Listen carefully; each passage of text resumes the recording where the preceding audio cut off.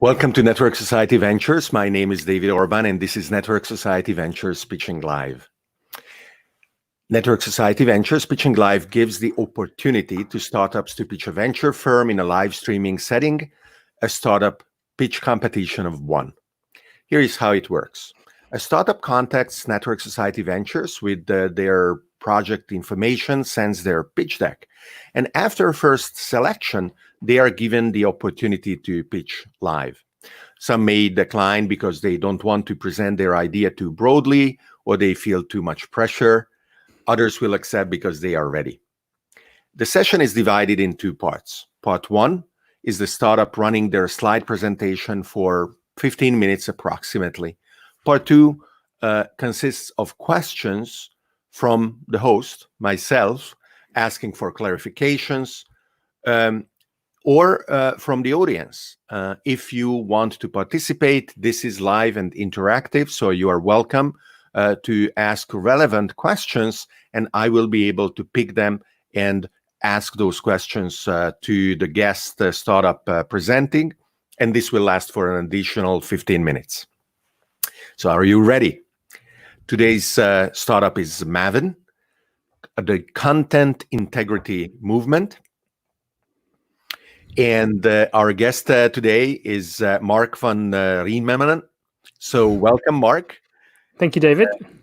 And let me share your presentation. The stage is yours for the next 15 minutes, and then we will go to questions. All right. Well, thank you very much, David. 1 second, sorry. Your screen, not my screen. Go ahead and share it. I will do so. Thank you very much, David, for giving us the opportunity to pitch Mavin. It is not still shared. Click Yes, on the share screen. Yes, there we go. I will application this one, and now you should be able to see my screen. I do. Go into presentation, and there you go. There we go. Thank you very much, David, for allowing us the opportunity to present Mavin, where we focus on crowdsourced trust, an ecosystem to bring trust to online content. Let me go straight into it because we think there's a major problem in the world because fake news has become the new normal.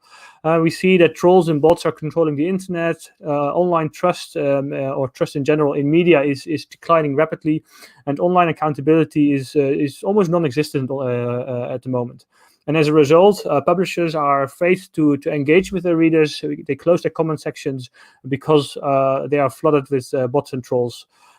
We see, and especially now during the COVID-19 crisis, that misinformation can be deadly. Yeah, it's always dangerous, but now it can be deadly, and it can have a significant impact on our society.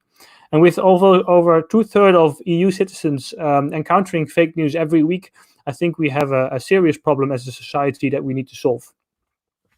And this relevancy has been around for quite a few years now. This is a quote from Elon Musk a couple of years ago, where he said that we needed a media credibility rating site, and over 600,000 people agreed with him that we need some kind of solution to be able to understand what content we can trust online and what content and who and what to believe.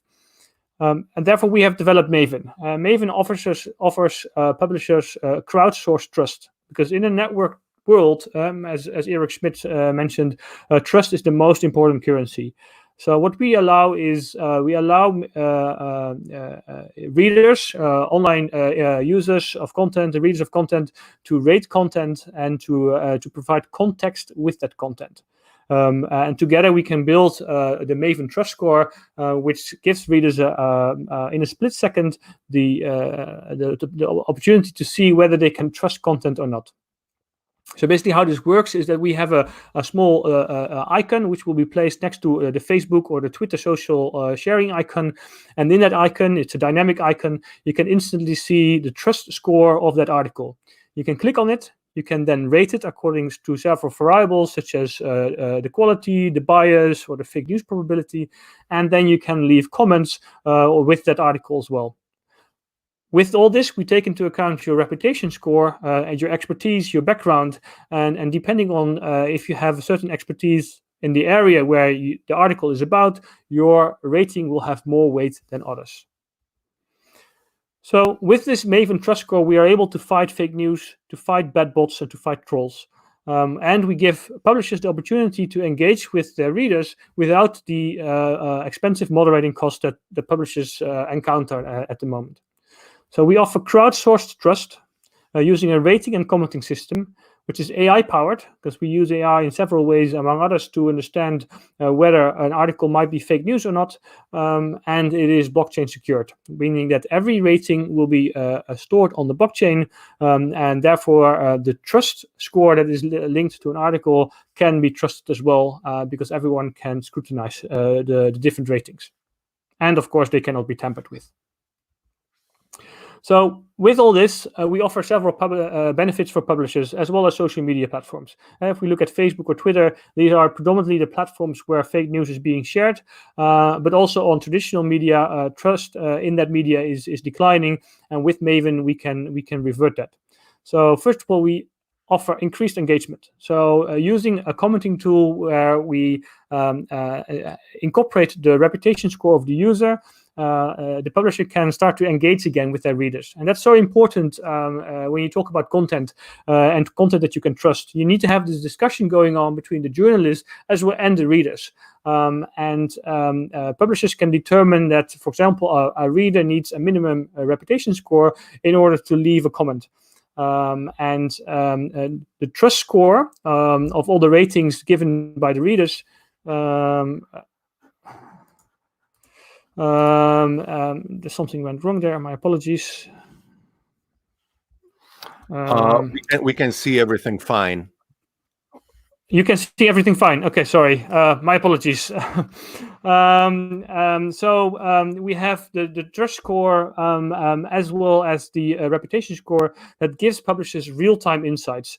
This is very relevant for publishers because they can see in real time how their content is being perceived by their readers, but also how the content of their competitor is being perceived, which gives them extra insights. And finally, we allow for the protection of copyright, because every content that is being created on the associated platforms, for example, The Guardian or CNN or Fox News for that matter, we store that copyright on the blockchain, thereby protecting the copyright against plagiarism.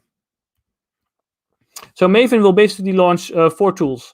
So we first launched the browser plugin, which allows users to rate content across any website, even with those websites who are not associated with Mavin.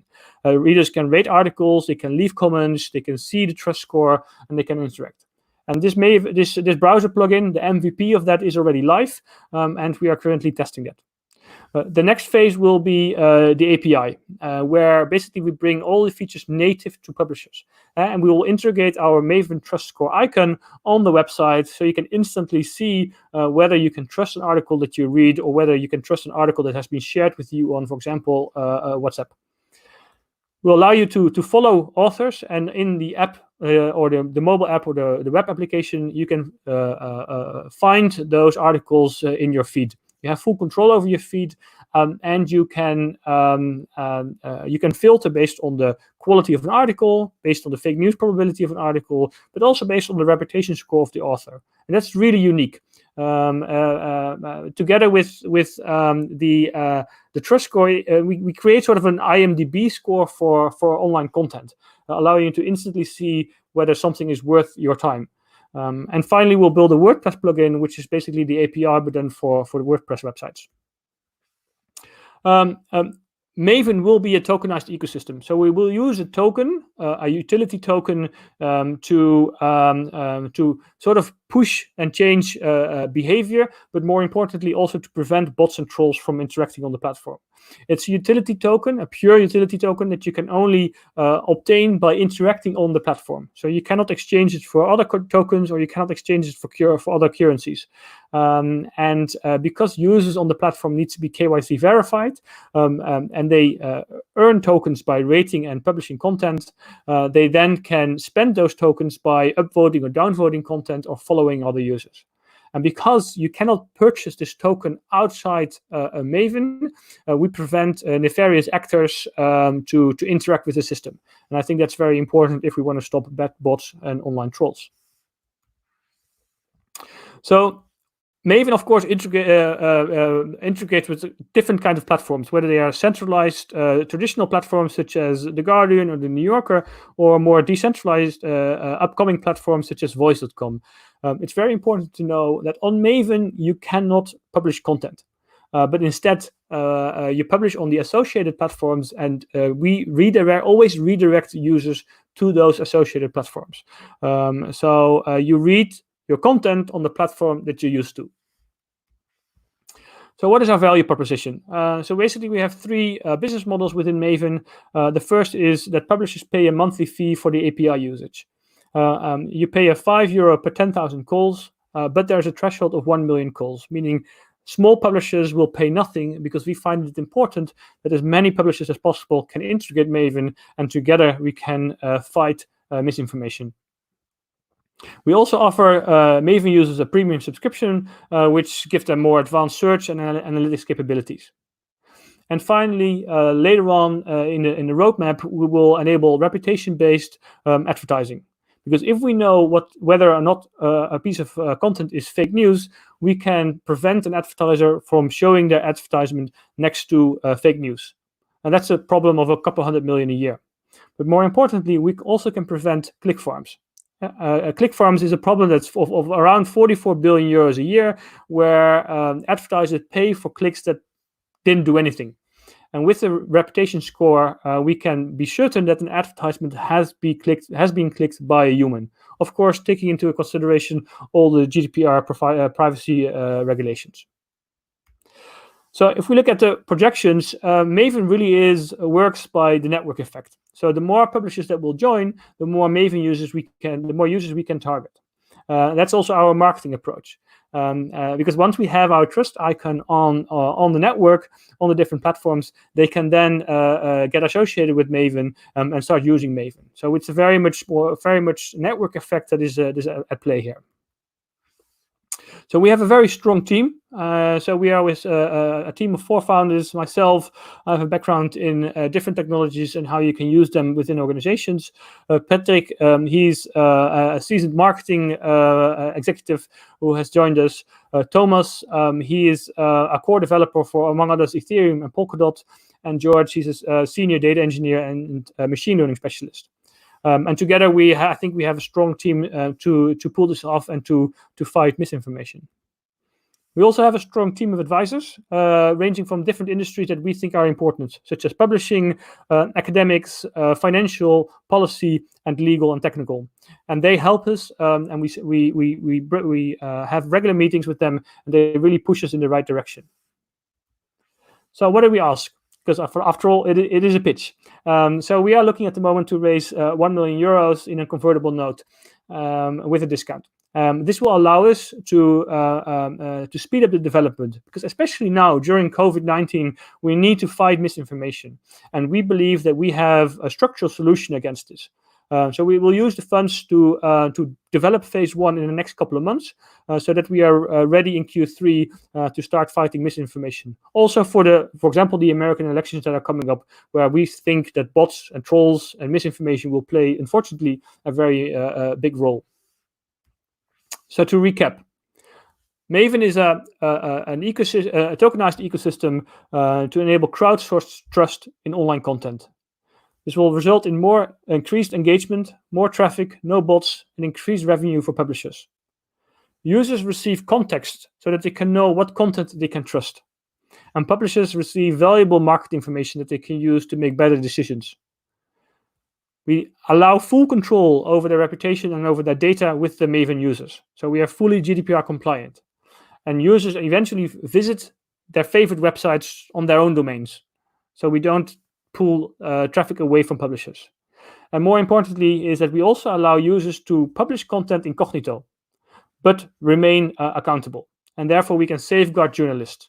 So I think together we have a very strong solution, a structural solution to fight misinformation, bad bots, and trolls. But we need your help, and therefore please join us in making this happen. Thank you very much.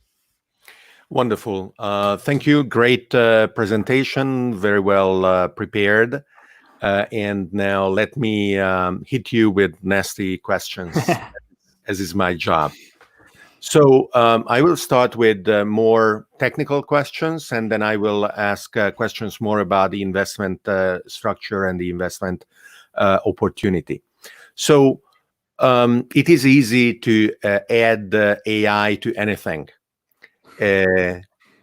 Even easier to add the word AI to anything. And we have seen that even companies with what we assume are the brightest technical talent and practically unlimited resources like Google and Facebook, when they need to decide if a given piece of news around COVID-19 is fake news or not, they threw in the towel, and they are blanket censoring information around COVID-19 because they cannot decide and their AI cannot decide. So can you get into a little more detail of what your AI is about, what kind of approach it is using, what branch of machine learning I would assume it is applying, and how are you planning to be better than Google or Facebook? Yeah, thank you very much, David. This is a very, very good question.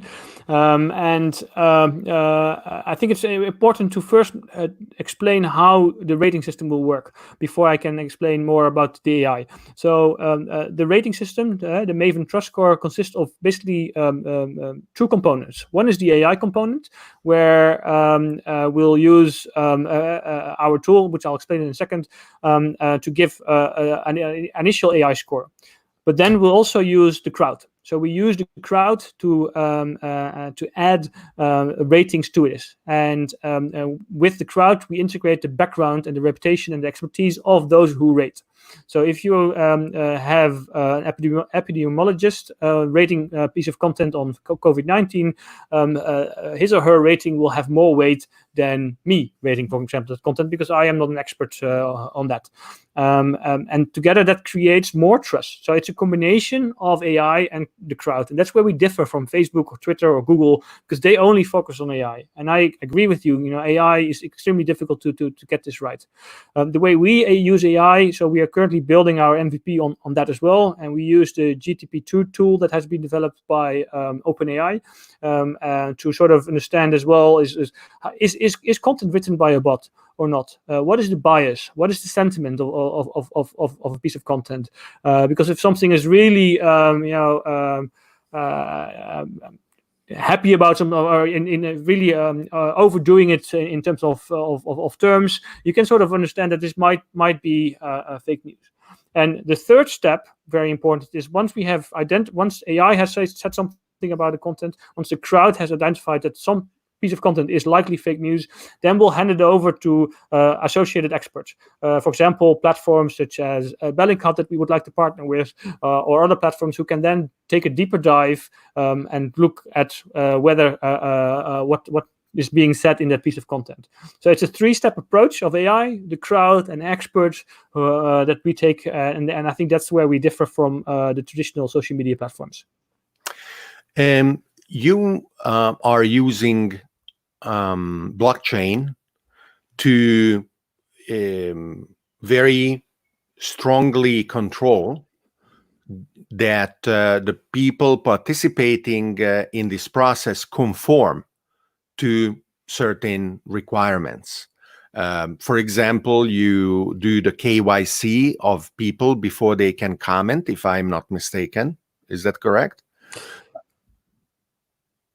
Yes, please tell me if that is not correct.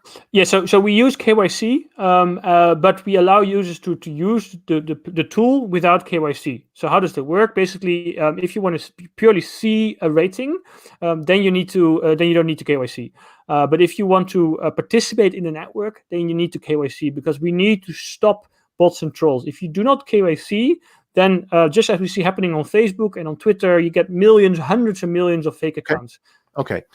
So I would argue that the ability to perfectly impose conformity to certain regulations builds tyranny, that dissent and behavior that is non-conformant is not only desirable to a certain extent, but necessary for the evolution of social norms. Under your regime, if you are successful, the people who are fighting to promote, for example, LGBTQ rights in Nigeria, where there is zero protection for them, will be completely silenced because their voices, as they want to comment on the articles that they believe should carry these opinions that are contrary to what is today the norm locally, cannot be posted. How is that not going to happen with KYC? Because we allow the unique possibility of users to remain incognito but accountable. So we use our blockchain uses private smart contracts, and this allows us for users to publish content after they have been KYC'd and verified, and they have built up a Mavin reputation score, to publish content completely anonymous. But we can trust that content because we see their reputation score. Okay, so basically, a freedom fighter for whatever their freedom is, who don't trust, per definition, anybody, has to trust you that you will keep their KYC protected better than their life. Well, because if you are hacked and their KYC is exposed and connected to their comments, they may die. That's why we use private smart contracts. And private smart contracts live on the user's devices. So we don't control, we don't have access to it, we can't touch it, nothing. So the user is in full control over their own privacy, over their own data, and over their own content. So we can guarantee that a user who publishes incognito on the associated platforms can remain incognito, and we as a readers, we can trust the content that user has written because we see the reputation score of that user and we see the trust score associated to that content. And this is something that has not been done before, and we have cracked this nut, how to make this possible. How do you handle the gray area of legitimate, fair use of copyrighted material if your system allows the copyright owner to flag and, I would assume, take down any use without human oversight? Well, at first, we do not allow people to flag and take down. So what we do at first is that we store the copyright of a piece of content on the blockchain. And if you then would like to take action as a publisher or as an author, you have evidence that you were the first at moment X that you wrote that piece of content because it has been stored on the blockchain. That's as far as we go at this moment. So if you want to take something down, or you still have to do a manual action, but we just help you with providing the evidence that you were the first to provide to publish that content. You mentioned GDPR. Even though for the past 2 years there hasn't been a lot of action based on the GDPR against people who didn't follow it, as far as I know, to the point that the Irish or the Ireland-based EU entity that is overseeing GDPR is now criticized because of how weakly enforced GDPR is. However, one of the provisions of GDPR is that it requires the holder of personal information to comply with a request of destroying that information. Per definition, storing information on the blockchain makes it impossible to do so. It would appear that GDPR and blockchain are not compatible with each other. What is your position on that, and how do you plan to be GDPR compliant, or are you going to be sued by people who want their KYC or other things to be destroyed and you can't do it? Of course, actually GDPR and blockchain are completely aligned with each other, because obviously you should never store personal identifying information on a blockchain. So what you store on the blockchain is the hash of some piece of content. And you need the private key for that to understand what's going on. So we use private key infrastructure, which is of course very standard encryption methodology. If you destroy your private key, the information is still on the blockchain, but no one will ever be able to decipher it. So that's why you comply with GDPR, because the user has full control over their own private key. If they destroy their private key, no one has access to the information anymore. Okay, so your website is linking to your plugin, which is already available. Yeah. And this can be accessed just with a single click, and people can download and install the plugin in various browsers. What is your current traction? How many people installed it, and how many people are using it? Yeah. So we have recently launched this. We have not done any marketing, and I think we have around a couple of hundred of installs over the various browsers. We have a couple of hundred or even in the thousands of articles being rated already. And we are planning to do a large marketing campaign this week or next week to really push this. It's very important to know this browser plugin is really our MVP. So that's why we really invite people to start testing it, because when people start testing it, we can gain a better understanding of how to improve this. But yeah, we see that it's getting traction, and I'm very curious to see when we do this marketing campaign, how much this will increase. How much have you invested until now in the company or raised in previous rounds, as opposed to what you are planning to raise in the current round? So the company is completely bootstrapped. So I would say we have spent about 20 to 30,000 euros in cash, as well as a couple of 100,000 of euros in man hours, or lost income that we couldn't spend anywhere else. So we are fully involved in this company, and really we're spending all our time that we have on making this a reality, because we so much believe that we need to fight fake news, because otherwise, if people don't trust what you can read online, I certainly believe that democracy is under threat, and I don't think that's something we would want. How are you going to build a sustainable competitive advantage? Are you planning to file for any patents on your approach? What is your strategy around intellectual property? So our strategy around intellectual property is that, of course, once we are integrated on the different publication platforms, we have a first mover advantage. But it's also important that part of the platform, we will eventually ensure that it is remains independent, because I think if you try to fight fake news, you have to be an independent body. So we're looking into see if we can ensure that parts of it will become in a foundation.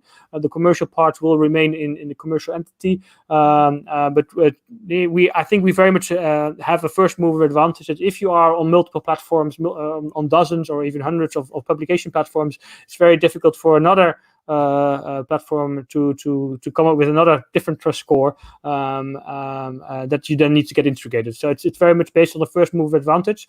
We have first two publication platforms that are integrating or have integrated the tools, and we're now expanding to more publishers. So if there are any publishers listening, feel free to reach out to us, because we definitely need your help, because only together we can make this happen. You mentioned, or the slide showed, and I'm not sure I understood correctly, that there is some kind of guarantee from the Dutch government that protects the investors. Can you describe that? I'm not familiar with that. Yeah, so because of the corona crisis, the Dutch government has a corona sort of grant or loan that they offer at the moment, and we've applied for that. And they have a sort of a guarantee for startups, which significantly lowers the risks for investors. And it basically means that that if the company would fail, I think the Dutch government guarantees, I think 50 or even more % of the investment. So that significantly lowers the risk for investors. What is your runway with the million raise? How long, with the expected increase in your burn rate, this is going to last, and when you expect to be raising the next round? Well, I think 1 million would at least last us a year. It will help us to build phase one, to hire developers, and to reach out and to publishers. And once we are integrated on publishers, the revenue will start to kick in as well. So at least a year, probably longer, depending on how much revenue we would generate from the moment we are integrated into the different platforms. The next link from your homepage brings to a white paper where on page 18 you talk about the Mavin tokens that are sold at a private token sale, and this is not even a month old. And during the presentation, you said that the Mavin tokens are not available for sale. So can you explain the contradiction? Yes, I can. It seems that this should have been changed on the website. Apologies. I will make sure that it's being changed directly after this pitch, because we of course are in a changing environment, and that's why we have changed it, because of having the different conversations with the different publishers that we had. We noticed that we need to make it a pure utility token that you cannot get anywhere else, because only if you do that, then you can truly fight bots and trolls. Because if you enable it to be purchased outside, actors such as some certain countries can purchase their influence, and that's what we don't want. So that is a change that we made, and I see it hasn't been updated on the website, and I will make sure that it happens straight away. Perfect. Have you soft circled with various degrees of commitments, any amount of the round that you're raising right now already? We are in talks with several investors, looking each into the area of 250, 300. So ideally, we would have 3 to 4 or 5 investors maximum to raise this round.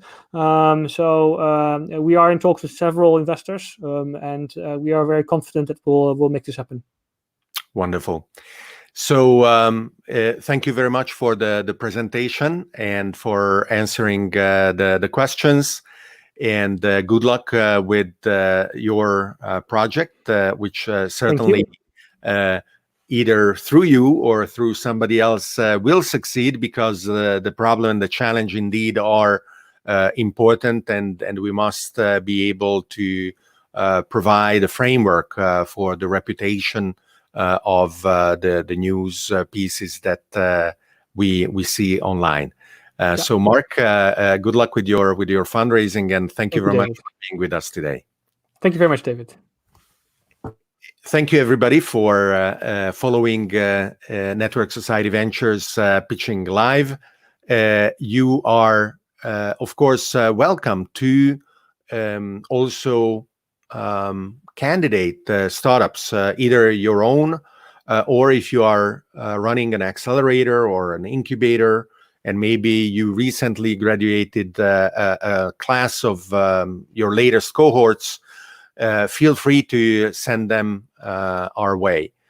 You can go to the website pitching.live to watch current and past episodes of Startups Pitching, as well as to submit candidates for future episodes. And I'm looking forward to sharing with you exciting startup pitching sessions in the future as well. Bye-bye.